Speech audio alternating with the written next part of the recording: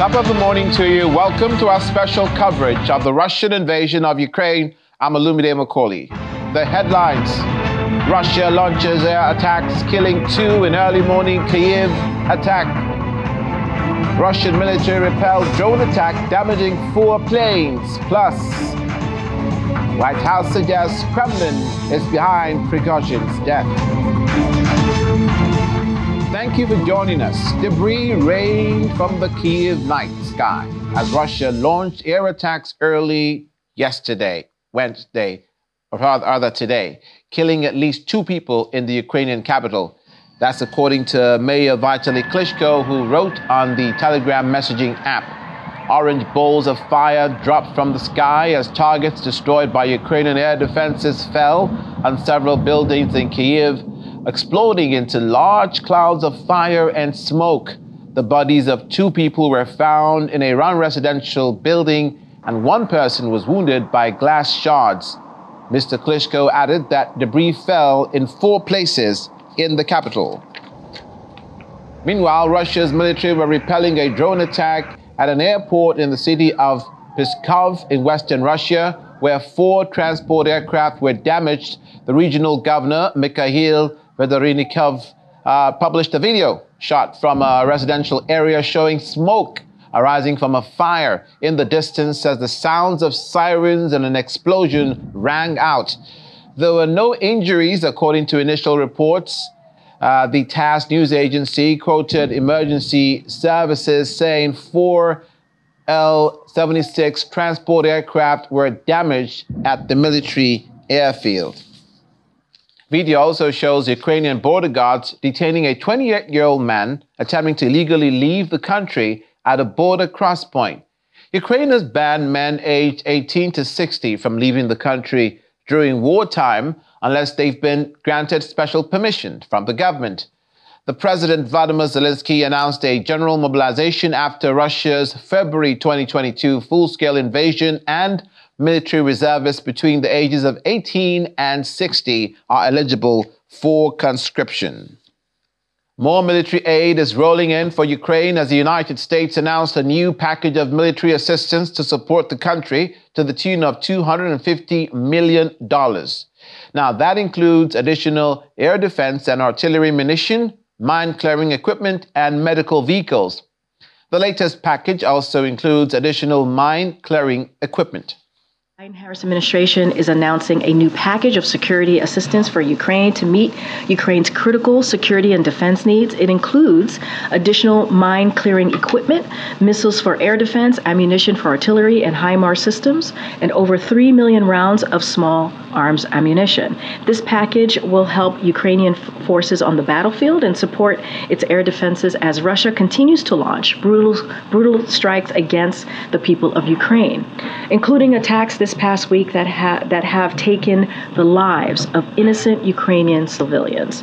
The Kremlin could end this war. They can end it today, anytime, by withdrawing its forces from Ukraine and stopping its brutal attacks.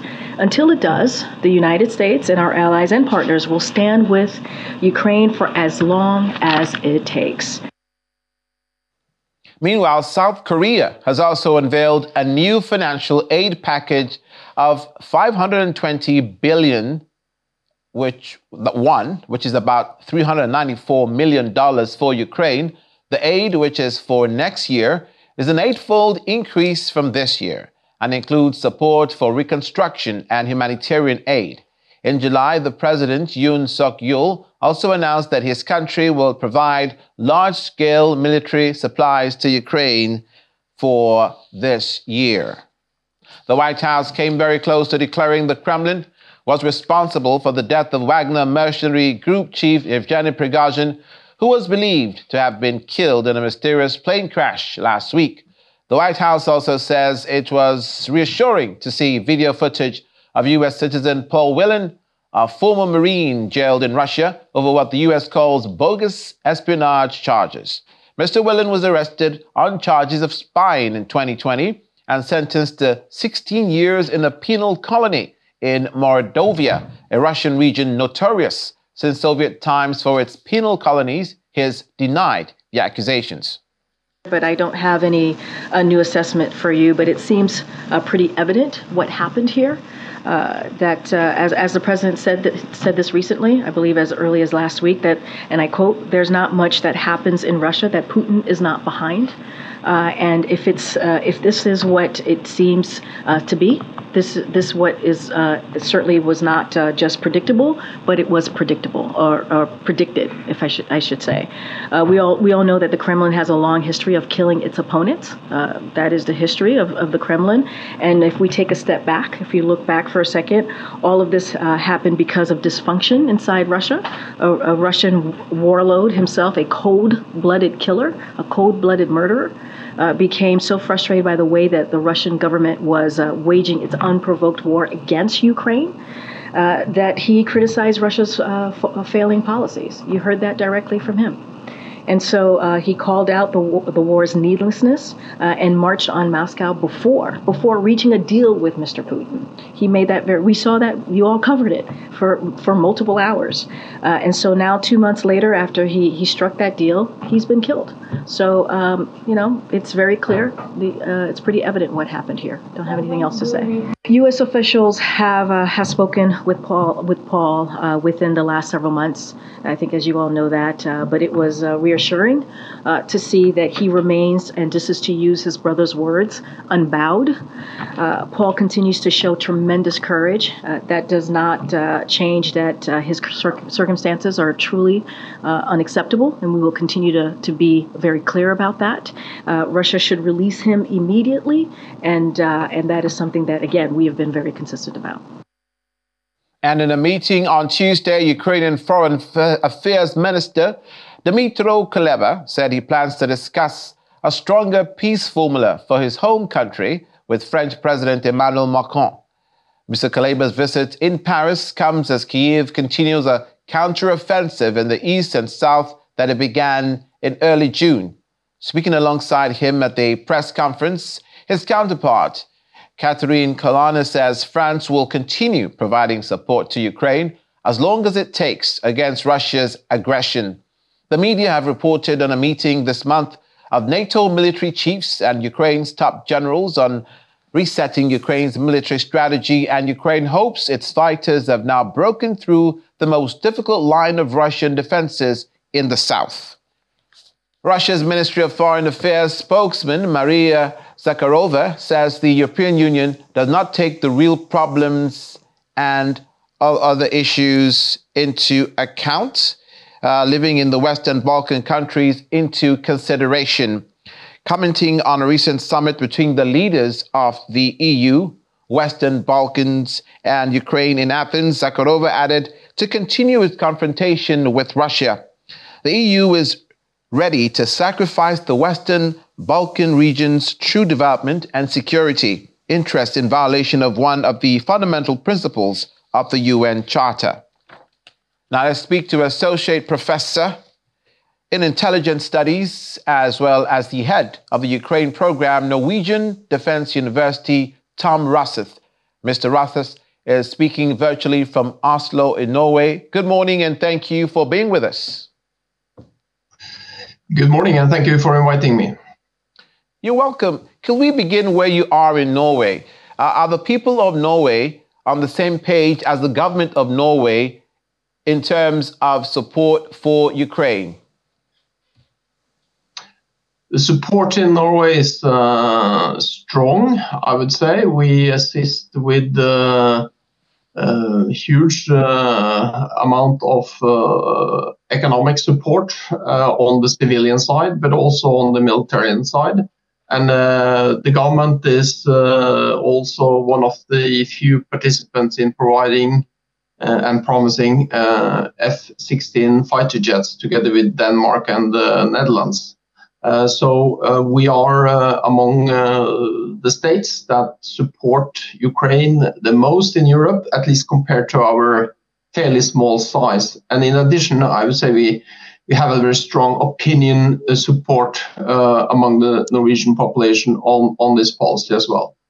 I ask this also because just 2 days ago, some people who are Germans, Germany, a strong ally of Ukraine, were protesting on the streets saying that the war has been exacerbated by the continuous supply of weapons to Ukraine. Now, these are Germans and these are the people outside the government. Is there any such sentiment in Norway? To a very little degree. Of course, we are in democracies, and there's always the opportunity to protest against the government's policies. And we have incidents here in Norway as well, but very, very small groups. No political party in Norway is against the support. There's a minor left-wing party that is more skeptical to more complex military weapon systems, but all in all, it's a broad political support and also opinion support. In Germany, I think you have a bit more complex situation, but at the same time, the government is supporting strongly, and you have the populist movement in Germany that is maybe a future challenge, but I think also the German policy will be steadfast moving ahead in the years to come. When this war began, Professor, some may have thought that the invasion of Ukraine by Russia makes every Russian target fair game, but that has not been the case. There's been a lot of caution on all and sundry, especially also on the part of Ukraine's allies, who've said, for instance, they don't want their weapons to be used against Russia inside Russian territory. Although that sentiment may be changing now because of the continuous barrage of attacks against Ukraine. Now with this latest attacks on Kyiv, for which obviously there was a failing of the seemingly airtight air defense systems and caused some of these attacks to seep through. Do you think that this is in retaliation for the attacks, in the drone attacks in Moscow? And are we seeing an escalation to this degree that Moscow will begin to particularly want to target Kyiv, the capital, and the Ukrainians will continue to do the same?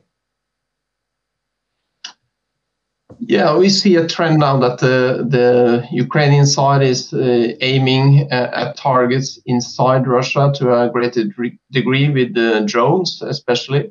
And that's something new, but it's in their full right to respond in kind of what Moscow is doing to Ukraine. This is something that Ukraine has been a bit careful with previously, at least not as intense as the last few months. And yes, you're right, there are limitations on the weapons that they get from the West, that it should not be used into proper Russia. For example, long-range missiles, the Storm Shadow that they receive from Great Britain. So, but what is proper Russia? According to Russia, it's Crimea, and also the annexed territories that they don't even control. But legally, internationally, it's the border from 1991 that counts on what is legally Russia. So, and that's what accounts for Kyiv and how it is considered, and also for most Western government, according to what their limits are on their weapons. But yes, they also limit their weapons towards Crimea for the time being, but that could change, as you say. The jury is still out on those responsible for Prigozhin's demise. Now that the United States says it's probably the Kremlin that is responsible, that insinuating this, the Kremlin has denied it and said it's an outright lie, that President Vladimir Putin was in any way responsible for this downing of that plane that caused the essential decapitation of Wagner Group. But I want us to look at the bigger picture that is arising from this development. Because of Wagner's presence in Africa and its particular significance presence in certain areas in Central Africa, and now that there has been a coup in Gabon, and obviously in the Central African Republic, where they were even touted to be heroes because they helped the government of the day seize have some sort of stability after the continuous problems with the rebels, that's in the CAR. So does this issue with Wagner, do you think it'll cause a destabilization of the security of these African countries where they were holding sway? That's a very good question, and I think that the Wagner Group is now losing its grip on its operations in Africa. At least that's what's indicated for the moment, and that is due to the changes and loss of leadership due to the flight crash. And if Moscow continues to undermine or sort of make huge changes to the Wagner Group's personnel situation, like we see, they encourage them to start in other private military groups, and they also have diminished Wagner's power inside Russia. So, and the question is, what happens to Wagner's operations in Africa? And those operations are by and large dependent on and was dependent on Prigozhin in part and other key players within Wagner, because what they did and the operations that they do in Africa is based on trust. And without this trust now and the change of players in Wagner, will the operations continue, and what resources will Wagner have, and what will be the changes for Wagner? And that's questions that's not yet answered. But I would say that the Wagner is weakened. It will be not the same as before. Maybe Moscow will replace it with other actors, or they will recreate Wagner into some other form led by somebody else. And these are questions that's not yet answered, and that therefore is quite difficult to tell the consequences for areas such as the Central African Republic and other areas where they operate. In the days and months ahead, I expect that those questions will be answered, because it will be in keeping with President Putin's calculated form of governance to have a plan B. If Prigozhin was going to be taken out of the equation, then there must be a plan B or a plan C. But let's look across the pond to China now. China, with its great ancient civilization, history, the Great Walls of China, known for that, known for its people, known for its economy, the second largest economy now in the world, and now also known for its recent forays with Taiwan. We understand that there was combat operations, training operations, they called it, very near the airspace between China and Taiwan. They use as much as 24 aircraft. The Taiwanese are complaining. Do you think that China is testing the waters to see if they will make any moves on Taiwan? I think a Chinese move on Taiwan is, for the moment, premature. I think they will stand a time and wait. Yes, you have incidents with the military posture and demonstration of power in the strait towards Taiwan, and it's almost always a reaction to Taiwan-US policies or actions. So it's to demonstrate that when, for example, Taiwanese representative is in the US, or if a US representative is in Taiwan, they will demonstrate with showing a military force and create sort of challenges for the US and Taiwanese security forces, or challenges to their presence in Taiwan. So this is symbolism, it's rhetoric, and its preparations as well. Yes, but I think for China, it's not opportune yet to challenge US on Taiwan, but it might be within some years if they don't solve it in political means, and if the issue continues to escalate between the US and Taiwan. And that depends also definitely on the election next year in November in the US, on who becomes the next president. And that election next year, also a lot is happening for the Democrat Party, who are the ones essentially getting all this aid for Ukraine. Now, $250 million in additional aid and air defenses have been approved for Ukraine. It hasn't come without its dissent, though, in the United States, for some who say that there should be as much interest, there should be as much prioritization of the domestic policy of the United States with the problems they're having at the moment. They have that aid in the way for Ukraine, on the way for Ukraine. South Korea is also promising aid. There's been a lot of criticism that these countries, in spite of the fact of the gravity of the Russian invasion of Ukraine, are not trying to toe the line of peace, nor are they talking about peace talks or bringing both parties to the negotiating table.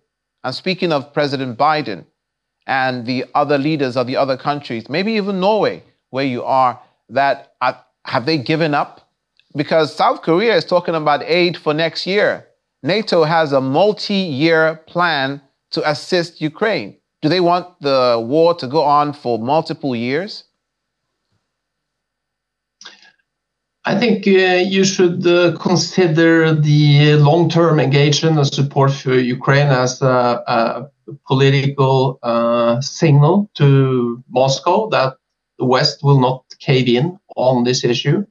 That doesn't mean that they're against the diplomatic solutions, but the solutions should be on Kyiv's on the terms of Zelensky and Ukraine, rather than the aggressor Moscow, Putin, and Russia. So I think there is a long-term support in Europe, certainly, on supporting Ukraine, but it's not, if there's a diplomatic solution, it will be considered, of course, very seriously. But to reward Russia of occupying and taking territory, breaking international rules and norms, is not on the table for the moment. And yes, also the situation will depend on the situation on the ground. Will Ukraine be able to push Russia back and gain a solid negotiation position, or will Russia next year gain more momentum and take more territory from Ukraine? That will determine the climate for negotiations and to what degree the West will accept a solution to this war. And I think when we look at this in a long-term perspective, if there's not a positive outcome for the West, I think Russia and the West will be in a continued conflict for the decade to come. And all this as the war enters its 553rd day. Thank you so much, Professor Tom Rosseth, Associate Professor, Intelligence Studies and Head of the Ukraine Program, Norwegian Defense University, who joined us virtually from Oslo. Thank you. After the break, Ukraine blasts Pope Francis' address to Russian youth, describes it as imperialist propaganda. Details in a moment. Please stay with us. Welcome to the sophomore stretch of today's coverage of Russian invasion of Ukraine. Ukrainian officials have criticized Pope Francis' address to Russian youth, calling it imperialist propaganda. The pontiff made a video address to the 10th All-Russian Catholic Youth Assembly in St. Petersburg, in which he urged them to view themselves as descendants of the Russian Empire. The pontiff called them descendants of Great Russia. In his words, the Great Russia of saints, rulers, and the Great Russia of Peter I, Catherine II. He urged them never to give up on their heritage. In response, Ukraine decided to respond. The Foreign Ministry spokesperson, Oleh Nikolenko, says the Pope's mission should be precisely to open the eyes of Russian youth to the devastating course of the current Russian leadership. Last year, President Vladimir Putin allegedly compared himself to Peter the Great during an exhibition dedicated to the first Russian emperor, using the comparison to justify Russia's invasion of Ukraine. Head of the Ukrainian Greek Catholic Church warned that the Pope's words could be perceived as support for the nationalism and imperialism that has caused the war in Ukraine today. A vessel carrying steel product to Africa that left Ukraine's Odessa port through a temporary Black Sea corridor reached Istanbul on Tuesday. Primus is the second ship that used the temporary corridor since Russia withdrew last month from a UN-brokered deal that allowed safe transportation of grain via the Black Sea. According to the Deputy Prime Minister Alexander Kubrakov, Primus, the Liberian flagship, had been at the port since February 20th, 2022, just before Russia's invasion, and was scheduled to carry steel products to Africa. According to UNICEF statistics, more than 1,300 schools have been totally destroyed in government-held areas of Ukraine since Russia's 2022 invasion, and others have been badly damaged. The report shows further that persistent attacks mean only about a third of school-age children there are attending classes fully in person, and many are forgetting what they've already learned. Close to 50% of Ukraine's teachers reported a deterioration in students' abilities in language, reading, and mathematics. More than 1,300 schools have been totally destroyed, and there are others that are being heavily damaged and therefore not ready to be reopened for the academic year. Attacks on schools have continued unabated throughout the war in Ukraine. Just last week, teachers were amongst casualties of an attack on a civilian area in the city of Romny. The attack ripped through a school where teachers were preparing lessons for the new academic year. On the same day, a kindergarten in Kherson City was hit in another attack. These senseless and reckless attacks have left many Ukrainian children deeply distressed and without a safe space to learn. They are struggling to remember how to read and write, how to do the basic maths, and also struggling to cope with their daily life and with the continuous fears. Up to 57% of teachers report a deterioration in student Ukrainian language ability. Up to 45% report a reduction in mathematics skills, and up to 52% report a reduction of foreign language abilities. We now bring in retired Navy Commodore and Head of Department of International Relations and Diplomatic Studies at Christian University, Abeokuta, Dr. Kunle Olawumi. Dr. Olawumi is speaking to us virtually from Abeokuta in Ogun State. A warm welcome to the program this morning. Thank you. Good morning.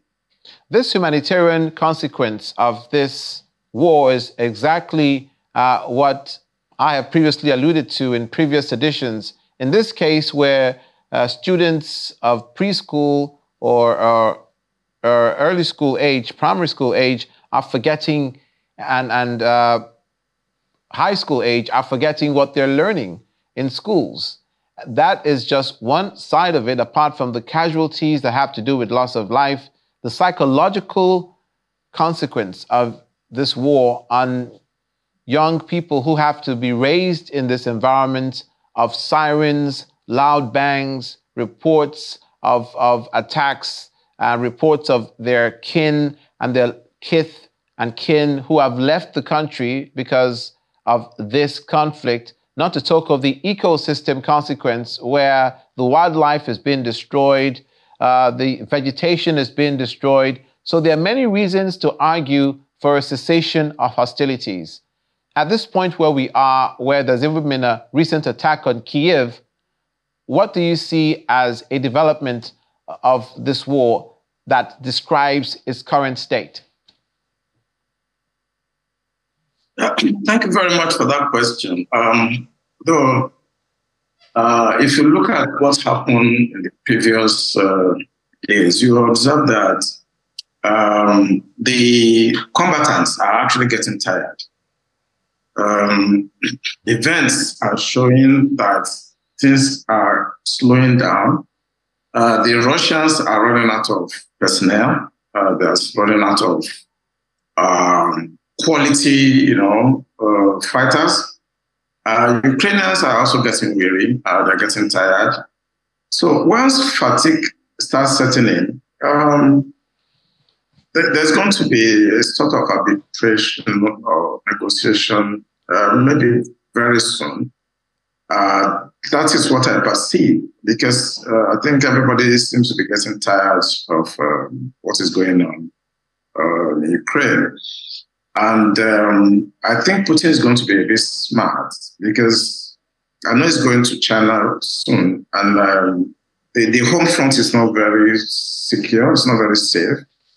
And I think it would be better for him to start thinking of some level of compromise at this point, because since the NATO forces and allies are on top of their game, seeing some level of implosion going on in Moscow. And I think it's going to be wiser for Putin at this point to try to see, maybe through China, to see how he can bring this war to an end. Would it be probable to suggest that there are forces and interests who would rather see this war protracted, who would rather see this war continue, who would rather see this war be extended, because there's some profit to be made in a war? Defense, for instance. Yeah, absolutely. I can be very specific. The Chinese will be very happy that this is going on. The Americans are very happy that this is going on. And the people I normally, often refer to in my lecture series as the deep state, they're happy this is going on. A lot of money is being made right now. A lot of businesses are going on. War is basically not a game. It's not like a match, like you play a football match. It's basically it's a tournament. And, in a tournament, there are a series of games that, you have to play for the ultimate winner to emerge. So there are some players in this game right now that are comfortable that this is going on. I've mentioned China because of its interest in Taiwan. The Americans, this is an opportunity for them to actually grind down Putin and make him very, very comfortable. And I think the Europeans also, to some extent, they want this war to continue so that they can use Ukraine as a buffer to limit the ambition of Putin. So war is a game, and it's business, actually. The Wagner mercenary group current quagmire that they find themselves because of the death of their facilitators, the second in command, Utkin and Prigozhin. I asked this of our previous guest, and I'm asking the same of you. Will it destabilize these nations where they're currently entrenched? Yeah, I was thinking you will not ask me about the Wagner issue, because it's too early in the day to really do a proper analysis of what is really going on. But your question is simple. It's going to destabilize Africa because, when you disrupt the kind of operation that has been planned by the Wagner leader, and you don't have immediate solution by getting a different leader. I know that Putin is trying to put somebody to actually lead this. I think he's the son of one of the secretary of the Russian Security Council. His son is being proposed to take over. But for me, he could have done that very early not to allow this group to start what they're trying to do in Belarus, for instance, and what they've just done in Gabon and maybe in Niger. But, whose interest? As I said, what is going on is not personal to anybody. It's just business. And when you have I want to refer to Russia as a parallel state, where, it's not just only about dictatorship. It's not just about maybe authoritarianship. This is like a gangster. This is like a mafia setup. And there's no referee in this game. And that's what I tell you. In a game of soccer, you have a referee. In a game of even volleyball, you have a referee. In this case, who is the referee? Is it the United Nations? So Putin can do whatever he likes. And I think the way he has killed or supposedly, eliminated the Wagner leader, it's not going to be very good for Africa, because I'm very passionate about Africa when it comes to this type of discussion. I mean, look at what is happening in Gabon. I'm worried because Gabon is just south of Nigeria. Niger is gone, Mali is gone, Burkina Faso is gone. So we are basically surrounded by this kind of instability. And if Nigeria does not react quickly, or ECOWAS, we're going to have a situation whereby all our resources, both gas, diamond, uranium, and so on, will be cutted away by these rogue nations, using their foreign military fighters. So I think EU and maybe ECOWAS, they should have an emergency meeting and try to stop what is going on in Africa. Wagner, I don't see what makes them quick. It's just that the country and the nations are losing their sovereignty. And you look at the international security environment, it's in disarray. The people that are supposed to be, managing the international security environment are the ones that are actually involved in destabilizing the entire globe. So how do you now bring about this respite where Gabon is imploding, Côte d'Ivoire, Guinea, everywhere in West Africa is imploding? And we know the reason. It's just because they want to come here and steal the resources that belongs to these nations. And nobody is talking. So to answer your question, yes, the demise of Wagner leader is going to affect West Africa in a very negative way, definitely. Just an interesting fact about Gabon, that it saw action actually during World War II when Allied forces actually invaded pro-Vichy France colonial rulers of Gabon at that time. And also, up to this time, do you think that now ECOWAS and the African Union have to maybe toe another line and begin to re-strategize? Because if it was a coincidence that these coups were happening, it no longer is, because it's obviously now a trend that has to be addressed. Do you think that the African Union and ECOWAS should begin to take a different tact in addressing these situations in these countries? And I also asked earlier about destabilization in those countries or instability in those countries, because it obviously emboldens the rebels in those countries and the forces, jihadist forces in some of those countries, to come out, knowing that Wagner, in a moment of weakness, can be attacked. Yeah, I think your concern is well-founded. Gabon, Equatorial Guinea, and Malabo, I mean, they are very, very well endowed when it comes to resources. And they have not been very lucky with leadership, so to say. So it's just free for all, But one trend that I want us to really understand is the role of Russia in all this. They were latecomers, after the Berlin conference, as I mentioned previously. They were not really, involved to that point where they enjoy stealing resources as others were doing. then look at the role of China in all this. And the United States are supposed to be responsible and try to moderate some of these things. It's also involved in so many other countries. In Syria, they were in Libya, they were in Iraq, they were in Afghanistan, they were everywhere. So the issue of moral, I mean, the United States doesn't have the moral standard today to caution the Russians.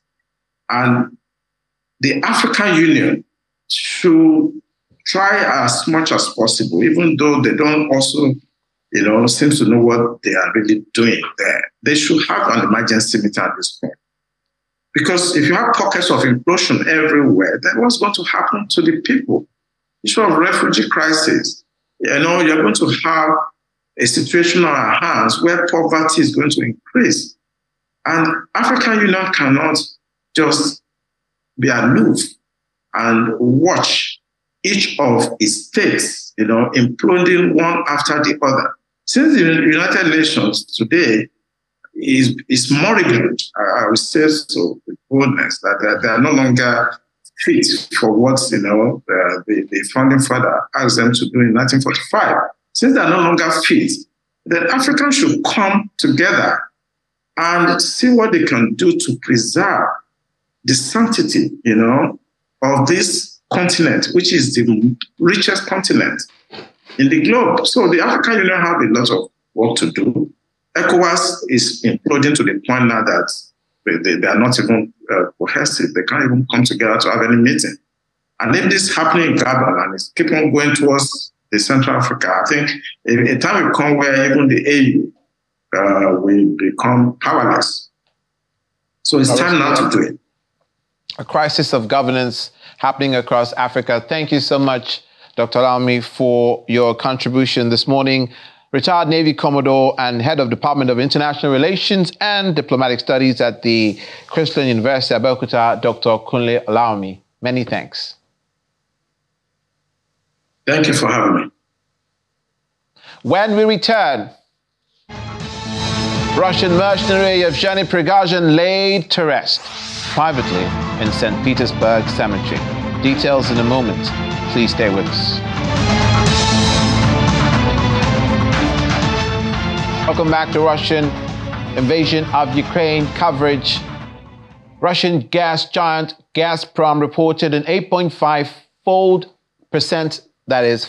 drop in its net income for the first 6 months of the year as Europe moved away from Moscow's energy supplies over the war in Ukraine. To give us further clarity on this development is Laddie Williams, Channels Television business correspondent, who joins me in the studio. Laddie, good morning. Good morning. So, no surprises, really. Chickens have come home to roost Exactly. for Gasprom. Yeah, like when you lose a big buyer, like Europe, because we know Russia, they, exported most of the gas, to Europe before the war, and definitely losing a big, consumer or buyer, as Europe, definitely that would, play into your results. So we're seeing a net loss at this time. They used to supply about 62 cubic meters of gas to Europe. That was before the war. But now that has reduced drastically, about 15 billion cubic meters now of gas. So it's a big drop, and it's expected. Where are those countries getting their gas now? So obviously at this time, Europe had to improvise. They had to, fill up their strategic reserves with a lot of gas, because at that time, when Russia, said that they would stop, sending gas to Europe, we saw that economists and analysts were predicting that Europe was going to get into a big recession. But we saw how they weathered that storm. They filled up their reserves and had to look to other, partners for gas, and we saw Africa actually become a big proponent at that time. We saw, countries like Nigeria starting to, get those gas pipelines, ready to help, show up the market and. But we're not there yet. But we're not there yet. But can you imagine what will happen? How much Nigeria will make if our gas was being exported? Yeah, exactly. That would be huge revenue. But at the end of the day, that, started a process, and hopefully at some point, that gets actually, sorted out so we can get some gas out there, because we do need, that precious dollars at this point. So whatever we can get out, that would be great. So we're seeing a big drop there with their profit, but obviously that's a major blow, for the company at this time. So we're looking at future, hopefully once the war, comes to an end. Only God knows when that's going to happen. But at the end of the day, Europe is a big buyer. But now they were able to offset, some of that with China. We saw China, picking up some gas from the company. But at the end of the day, it's not enough. They still need, a big market. We've seen them look to other, markets at this time. But it remains to be seen if they're able to get, a big buy as Europe, in the future. Do you think this decline will continue or they will bounce back? The forecast is looking like this decline is actually going to continue. This is just for the first 6 months, we're seeing. But, the year is almost over at this point, and they've not even been able to make up to 62 cubic meters of gas that they were supplying last year.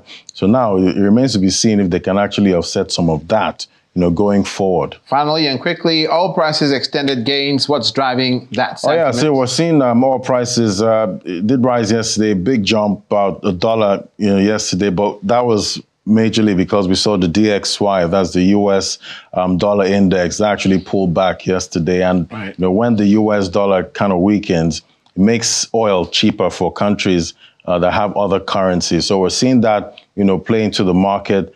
A lot of volatility is still expected, though. We've seen last week was a winning week for the oil market, but we're seeing, this week, a lot of volatility, going on right now. But we also have issues of the hurricane, right there, affecting the Gulf of Mexico. And definitely that's playing into, supply issues. We're seeing investors, on edge at this point, wondering what's going to happen next. Is that, hurricane going to disrupt, supply of oil? So going forward, investors are still watching closely to see what's going to impact, prices, but still all eyes on that hurricane Dahlia at this point. And definitely we're still looking at the US dollar. We're seeing some improvement this morning. Did rise a bit, this morning, about 103 for the DXY. So incredible. Nothing that can cause a dampener like a natural disaster such as a hurricane. Thank you, Laddie. Thank you. Laddie Williams, Channels Television business correspondent. Now, prominent Russian nationalist Igor Gerkin failed in an appeal on Tuesday against his pretrial detention on charges of inciting extremism. Gerkin, also known as Strelkov, has fiercely criticized the way that Russia has conducted its self-styled special military operation in Ukraine. He's best known in the West for having been convicted by a Dutch court over the shooting down of a Malaysian passenger plane with the loss of 298 lives over eastern Ukraine in 2014. The Wagner Group chief Yevgeny Prigozhin, who died in a plane crash last week, has been buried at a cemetery on the outskirts of St. Petersburg. The funeral took place on Tuesday away from the glare of the media and at odds with the self-publicizing style and image with which Prigozhin had fanned his reputation far beyond Russia. Secrecy had surrounded the funeral arrangements for the Wagner mercenary boss, who was killed in the plane crash on August 23rd, 2 months to the day after he staged an uprising in the biggest challenge to President Vladimir Putin's rule since he rose to power. Finally, hundreds of Ukrainians have attended a church ceremony to pay their last respects to a celebrated fighter pilot with the call sign Juice, which incident was reported yesterday, who was killed in an airstrike while training. The death of Andrei Pelshikov, 30 years of age, a poster boy for Ukraine's air forces who lobbied Western governments for supplies of F-16 fighter jets, was a bitter blow for Ukraine's military as it battled Russia.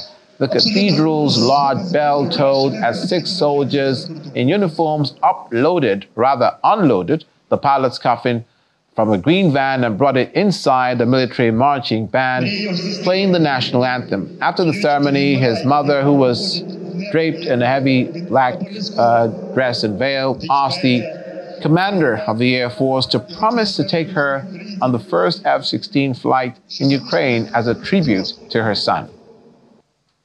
A mother's grief at this time is hard to be described.